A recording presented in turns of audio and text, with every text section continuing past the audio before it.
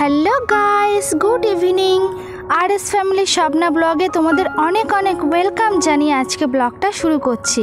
তো কেমন আছো সবাই? আশা করি খুব ভালো আছো, আর তোমাদের আশীর্বাদে আমি ভালো আছি।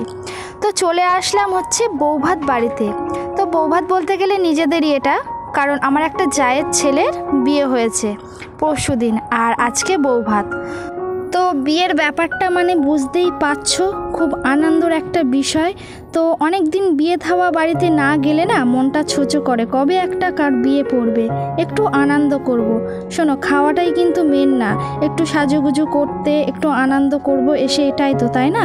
তো সেটাই হয়, জানো তো, ছেলেদের জানি না কেমন মনে হয়, কিন্তু মেয়েদের এটাই কিন্তু কারণ। তো চলো আমি আমার একটা কারণ তোমাদেরকে বলি, আর এটা কারণ বা রিকোয়েস্ট বলতে পারো তোমাদের কাছে আমার। কি বলো তো, তোমরা ব্লগ দেখছো, আমি এটাও বুঝতে পারছি যে অনেক ব্লগ দেখছো, অনেকজন দেখছো, কিন্তু আমার কিন্তু কোনো কমেন্ট আসছে না, কোনো লাইক আসছে না। কেন গো, আমার ব্লগ কি তোমাদের ভালো লাগছে না? হ্যাঁ, সেটাও বলতে পারো, যেটা তোমাদের যে ভালো লাগছে না দিদি ভাই, এইভাবে ব্লগ করো না, আমাদের ভালো লাগে না, এটাও কিন্তু বলতে পারো। আমি না অপেক্ষায় থাকি, জানো তো, যে তোমাদের একটা কমেন্ট কখন আসবে আমার নোটিফিকেশানে। তো চলো, তোমাদেরকে এটাই বলার ছিল যে যেখান থেকেই দেখো প্লিজ একটা করে কমেন্ট অন্তত করো, যে কোনো ব্লগে, সেটা ভালো কমেন্ট হোক, এমনকি খারাপ কমেন্ট। খারাপ হলে আমি বুঝতে পারবো যে হ্যাঁ আমার ব্লগটা ভালো হচ্ছে না, তাহলে আমি ভালো করার চেষ্টা করব। তো চলো, বিয়ে বাড়িতে এসেছি আর ফুচকা খাবো না তাই কি কখনো হয়? ফুচকা খেয়ে নিই আর সবার সাথে একটু আনন্দ করে নিই।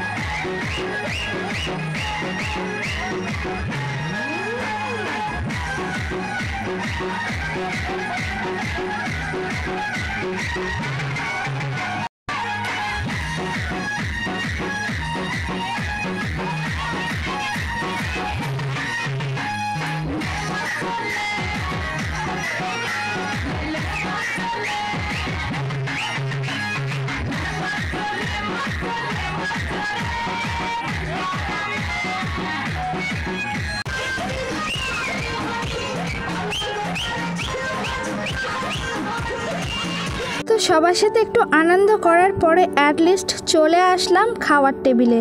তো এখানে অ্যারেঞ্জমেন্ট ছিল সব নিরামিষের ওপরে, তো তোমাদেরকে আর বেশি কিছু দেখালাম না। তো চলো আমরা খাওয়া দাওয়াটা সেরে ফেলি, অনেক রাতও হয়ে গেছে। আজকের ব্লগটা এই পর্যন্ত, দেখা হচ্ছে তোমাদের সঙ্গে নেক্সট ব্লগে। ততক্ষণে সুস্থ থেকো, ভালো থেকো, শুভরাত্রি।